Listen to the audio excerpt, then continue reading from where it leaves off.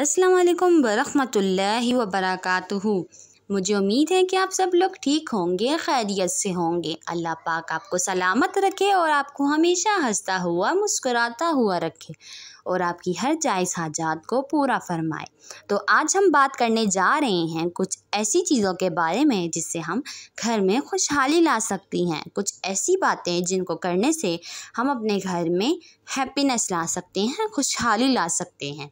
तो वीडियो शुरू करने से पहले मेरी आप सबसे एक रिक्वेस्ट होगी कि मेरी वीडियो को लाइक करें और चैनल को सब्सक्राइब करें ताकि इस तरह की अच्छी अच्छी वीडियोस आप तक पहुंचती रहें।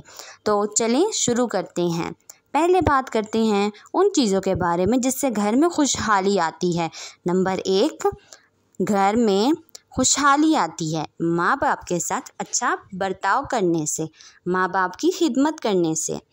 नंबर 2, खुदा का शुक्र अदा करने से, जो आपके पास मौजूद है उस पर अल्लाह का शुक्र अदा करने से।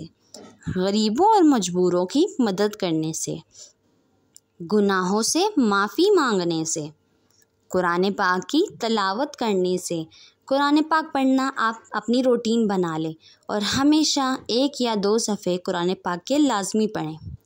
सुबह के वक्त यासीन, शाम के वक्त सूरह वाक़िया पढ़ने से।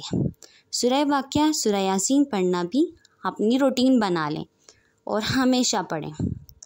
अब बात करते हैं उन चीज़ों के बारे में जिससे घर में बदहाली आती है, रिस्क में कमी हो जाती है, फितना बर्पा हो जाता है, फसाद पैदा होता है।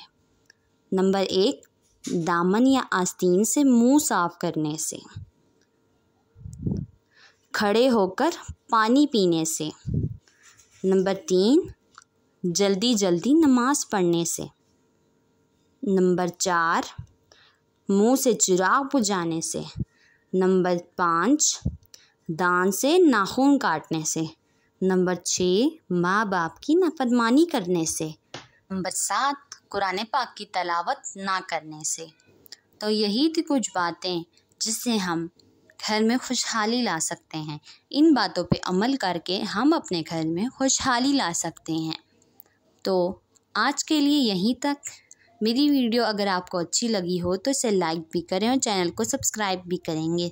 मिलेंगे और किसी अच्छी सी वीडियो में, किसी अच्छे से कंटेंट के साथ, किसी अच्छी सी बातों के साथ। तब तक के लिए अल्लाह हाफ़िज़।